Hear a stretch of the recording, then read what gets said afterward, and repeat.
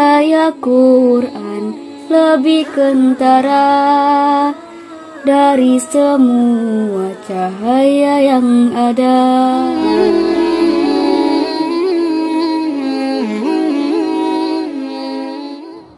Bismillahirrahmanirrahim. Assalamualaikum warahmatullahi wabarakatuh.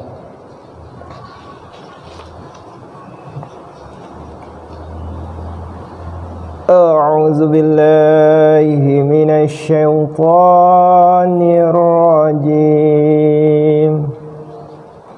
Wa idz qala Allahu ya Isa ibn Maryam anta qulta lin-nasi ittakhizuni wa ummiya ilahaini min dunillah.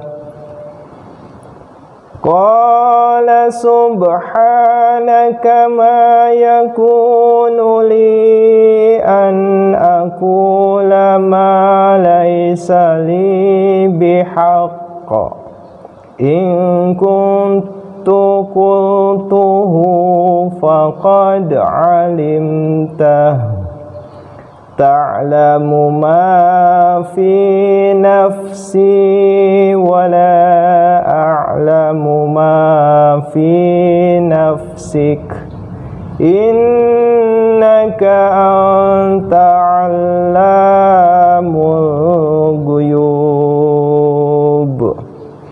Aku berlindung kepada Allah dari godaan syaitan yang terkutuk.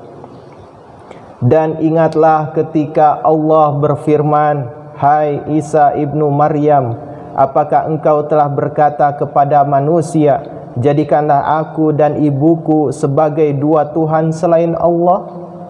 Ia berkata, maha suci engkau, tidak patut bagiku mengatakan apa yang bukan hakku. Jika aku telah mengatakannya, maka sungguh engkau mengetahuinya. Engkau mengetahui apa yang ada dalam diriku, sedangkan aku tidak mengetahui apa yang ada pada diri engkau. Sesungguhnya engkaulah yang maha mengetahui segala yang gaib. Tafsir nomor 811. Ayat itu mengacu kepada kebiasaan gereja Kristen yang menisbahkan kekuatan-kekuatan uluhiyah atau ketuhanan kepada Siti Maryam. Pertolongan Siti Maryam dimohon dalam litania atau suatu bentuk sembahyang, sedangkan dalam katekismus atau buku pelajaran dasar ajaran agama berupa tanya jawab, gereja Romawi ditanamkan akidah bahwa ia adalah ibunda Tuhan. Gerejawan-gerejawan di zaman lampau menganggap ia mempunyai sifat-sifat Tuhan, dan Paus ke-12 telah memasukkan paham kenaikan Siti Maryam ke langit dalam ajaran gereja. Semua ini sama halnya dengan menaikkan Maryam ke jenjang ketuhanan. Inilah yang dicela oleh kaum Protestan dan disebut sebagai Mariolatri atau pemuja darah Maria. Tafsir nomor 812. Ungkapan bahasa Arab dalam teks yang diterjemahkan sebagai tidak patut bagiku dapat ditafsirkan sebagai tidak patut bagiku atau tidak mungkin bagiku atau aku tidak berhak berbuat demikian dan sebagainya. Catatan kaki di ayat 117. Di dalam ayat ini disebut bahwa Nabi Isa alaihissalam pada hari kiamat akan berkata, aku tidak pernah mengajarkan kepada manusia, jadikanlah aku dan ibuku sebagai sembahan selain Tuhan. Hal demikian secara mutlak terbukti dari Bible. Tidak ada satupun ayat di dalam Injil di mana Nabi Isa alaihissalam bersabda bahwa jadikanlah aku dan ibuku sebagai sembahan selain Tuhan. Bahkan ketika setan berkata untuk menguji beliau agar bersujudlah kepadaku atau setan, pada saat itu juga sebagai jawabannya beliau tidak bersabda, bersujudlah kamu kepadaku. Ma kuntu lahum illa ma amartani bihi an i'budullaha rabbi wa rabbakum wa kuntu alaihim syahidan ma dumtu fihim falamma tawaffaitani kunta antar raqiba alaihim wa anta ala kulli syai'in syahid.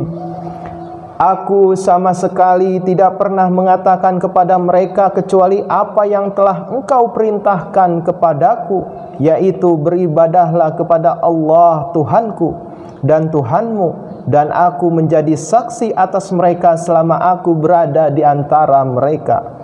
Tetapi tatkala Engkau telah mewafatkanku, maka Engkaulah yang menjadi pengawas atas mereka, dan Engkau adalah saksi atas segala sesuatu. Tafsir nomor 813. Nabi Isa alaihi salam mengajarkan menyembah hanya satu Tuhan.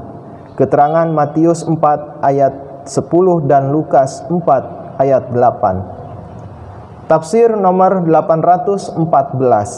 Selama Nabi Isa alaihissalam hidup, ia mengamati dengan cermat pengikut-pengikutnya dan menjaga agar mereka jangan menyimpang dari jalan yang benar, tetapi ia tidak mengetahui bagaimana mereka telah berbuat dan akidah-akidah palsu apa yang dianut mereka sesudah ia wafat. Kini, oleh karena pengikut-pengikutnya telah sesat, maka dapat diambil kesimpulan pasti bahwa Nabi Isa alaihissalam telah wafat. Sebab sebagaimana ditunjukkan oleh ayat itu, sesudah wafatnya lah ia disembah sebagai Tuhan. Begitu pula kenyataan bahwa menurut ayat ini, Nabi Isa alaihissalam akan menyatakan tidak tahu menahu bahwa pengikut-pengikutnya menganggap ia dan bundanya sebagai dua Tuhan sesudah ia meninggalkan mereka, membuktikan bahwa ia tidak akan kembali lagi ke dunia.